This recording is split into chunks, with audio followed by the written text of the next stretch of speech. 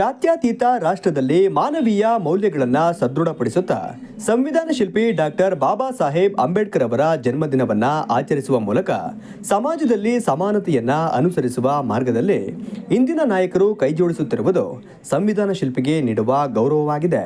ಆ ನಿಟ್ಟಿನಲ್ಲಿ ಚಿಕ್ಕಮಗಳೂರು ನಗರದ ರಾಮನಹಳ್ಳಿಯಲ್ಲಿರುವ ವೆಂಕಟೇಶ್ ರಾಜ್ ಅರಸ್ರವರ ಮನೆಯಲ್ಲಿ ಸಂಭ್ರಮ ಸಡಗರದಿಂದ ಅಂಬೇಡ್ಕರ್ ಜಯಂತಿಯನ್ನ ಆಚರಿಸಲಾಯಿತು. ಮಾಜಿ ಸಚಿವರು ವಿಧಾನ ಪರಿಷತ್ ಶಾಸಕ ಸಿಟಿ ರವಿ ಅವರು ಮಾತನಾಡಿ, ಜಾತಿಗಳ ನಡುವೆ ಎಲ್ಲಿಯವರೆಗೂ ಸಮಾನತೆ ಬರುವುದಿಲ್ಲವೋ ಜಾತಿ ಪದ್ಧತಿ ಇರುವವರೆಗೂ ಕೆಳಸ್ತರದವರ ಮೇಲೆ ಶೋಷಣೆ ಜೀವಂತವಾಗಿರುತ್ತದೆ ಎಂದು ವಿಷಾದ ವ್ಯಕ್ತಪಡಿಸಿದರು. ಏಪ್ರಿಲ್ 14ನೇ ತಾರೀಕು ಅಂಬೇಡ್ಕರ್ ಜಯಂತಿ ಆಯಿತು. ಕಲಾಮಂದಿರದಲ್ಲಿ ನಾವೆಲ್ಲ ಆಚರಿಸಿದ್ವಿ, ಪಕ್ಷದ ಕಚೇರಿಯಲ್ಲೂ ಆಚರಣೆ ಮಾಡಿದ್ವಿ. ನಮ್ಮ ಚಿಕ್ಕಮಗಳೂರು ಘಟಕ ಯೋಚನೆ ಮಾಡಿತು, 135ನೇ ವರ್ಷ ಡಾಕ್ಟರ್ ಬಿ ಆರ್ ಅಂಬೇಡ್ಕರ್ ಅವರಿಗೆ ಬದುಕಿದ್ರೆ 135 ಕಡೆಗಳಲ್ಲಿ ಮನೆಗಳಲ್ಲಿ ಅಂಬೇಡ್ಕರ್ ಜಯಂತಿ ಮಾಡಬೇಕು, ಸಕಲ ಸಮಾಜವನ್ನು ಕರೆದು ಮಾಡಬೇಕು.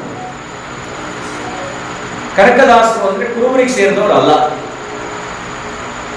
ಬಸವಣ್ಣವರು ಅಂದ್ರೆ ಲಿಂಗಾಯತರಿಗೆ ಸೇರಿದವರು ಮಾತ್ರ ಸೇರಿದವರಲ್ಲ, ಕುವೆಂಪು ಅಂದ್ರೆ ಬರೀ ಒಕ್ಕಲಿಗರಿಗೆ ಮಾತ್ರ ಸೇರಿದವರಲ್ಲ. ಹಾಗೆಯೇ ಡಾಕ್ಟರ್ ಬಿ ಆರ್ ಅಂಬೇಡ್ಕರ್ ಅಂತಂದ್ರೆ ಬರೀ ಎಸ್ಸಿಗೆ ಸೇರಿದವರು ಮಾತ್ರ ಅಲ್ಲ. ಯಾಕೆಂದ್ರೆ ಅವರ ಬದುಕು ಜಾತಿಗೆ ಸೀಮಿತವಾಗಿರಲಿಲ್ಲ, ಇವರೆಲ್ಲರ ಬದುಕು ಜಾತಿಗೆ ಸೀಮಿತವಾಗಿರಲಿಲ್ಲ. ನಾಲ್ವಡಿ ಕೃಷ್ಣರಾಜ ಒಡೆಯರವರು ಮಹಾರಾಜರಾಗಿದ್ದರು, ರಾಜಪ್ರಭುತ್ವದಲ್ಲಿ ಪ್ರಜಾಪ್ರಭುತ್ವ ತಂದಿದ್ದರು. ಆ ಕಾಲದಲ್ಲಿ ಸಕಲ ಸಮಾಜದ ಮಕ್ಕಳು ವಿದ್ಯಾವಂತರಾಗಬೇಕು ಅಂತ ಹಾಸ್ಟೆಲ್ಗಳನ್ನು ತೆರೆದಿದ್ದರು. ಆ ಕಾಲದಲ್ಲಿ ಪ್ರಜಾಪ್ರತಿನಿಧಿ ಸಭೆಯನ್ನು ತಂದು ಪ್ರಜಾಪ್ರಭುತ್ವವನ್ನ ಮೈಸೂರು ಸಂಸ್ಥಾನದಲ್ಲಿ ಅನುಷ್ಠಾನಗೊಳಿಸಿದರು. ಆ ಕಾಲದಲ್ಲಿ ಕೈಗಾರಿಕೆಗಳನ್ನು ತೆರೆಯೋದ್ರ ಮೂಲಕ ಮೈಸೂರನ್ನು ಒಂದು ಸಮೃದ್ಧ ರಾಜ್ಯವಾಗಿ ಪರಿವರ್ತನೆ ಮಾಡಿದರು. ಅಂತ ಮಹಾತ್ಮರು ಒಂದು ಜಾತಿಗೆ ಸೀಮಿತವಾಗಿ ಬದುಕಲಿಲ್ಲ. ನಾವು ಯೋಚನೆ ಮಾಡಿದ್ವಿ, ಸಾಮರಸ್ಯದ ಸದ್ಭಾವನೆ ಕೇವಲ ಕಾನೂನಿನ ಮೂಲಕ ಆಗಲ್ಲ. ಕಾನೂನು ಏನು ಮಾಡಿಲ್ಲ ಅಂದ್ರೆ ಕಾನೂನು ಸಾಕಷ್ಟು ಮಾಡಿದೆ. ಕಾನೂನಿನ ಕಾರಣದಿಂದಾಗಿ ಸಾರ್ವಜನಿಕ ರೂಪದ ಅಸ್ಪೃಶ್ಯತೆ ಇಲ್ಲ. ಅಕಸ್ಮಾತ್ ಯಾರಾದರೂ ಸಾರ್ವಜನಿಕ ರೂಪದಲ್ಲಿ ಅಸ್ಪೃಶ್ಯತೆ ಆಚರಣೆ ಮಾಡಿದ್ರೆ ಅದು ಅಪರಾಧ ಆಗುತ್ತೆ, ಅವ್ರ ಮೇಲೆ ಕೇಸ್ ದಾಖಲೆ. ಇನ್ನು ಅಸ್ಪೃಶ್ಯತೆ ಮತ್ತು ಜಾತೀಯತೆಯ ಭಾವನೆ ಉಳ್ಕೊಂಡಿದೆ.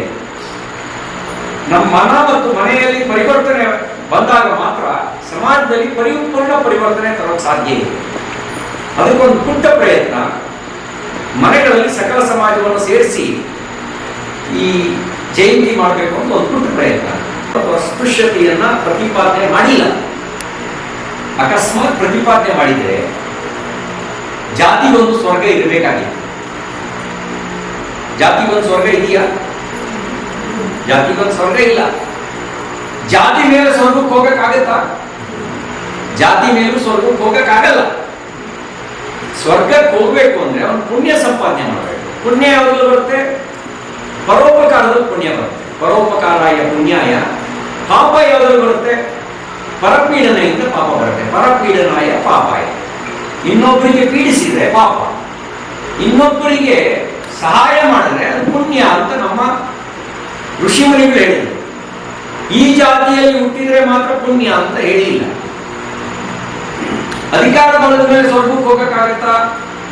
ಹೋಗಕ್ಕಾಗಲ್ಲ. ನಮ್ಮ VIP ಪಾಸು ದೇವಸ್ಥಾನದ ಒಳಗೆ ಪ್ರವೇಶ ಮಾಡೋಕ್ಕಿರ್ಬೋದು, ಸ್ವರ್ಗಕ್ಕೆ ಪ್ರವೇಶ ಮಾಡೋಕೆ VIP ಪಾಸ್ ಕೆಲಸ ಮಾಡಲ್ಲ. City Ravi MLA. ಕಾರ್ಯಕ್ರಮದಲ್ಲಿ ಬಿಜೆಪಿ ಮುಖಂಡರಾದ ಸೀತಾರಾಮ್ ಬರಣ್ಯ, ನಾರಾಯಣ್, ಗುರುವೇಶ್, ನರಸಿಂಹಮೂರ್ತಿ, ಸುನಿಲ್, ಪುಟ್ಟೇಗೌಡ ಮುಂತಾದವರು ಉಪಸ್ಥಿತರಿದ್ದರು.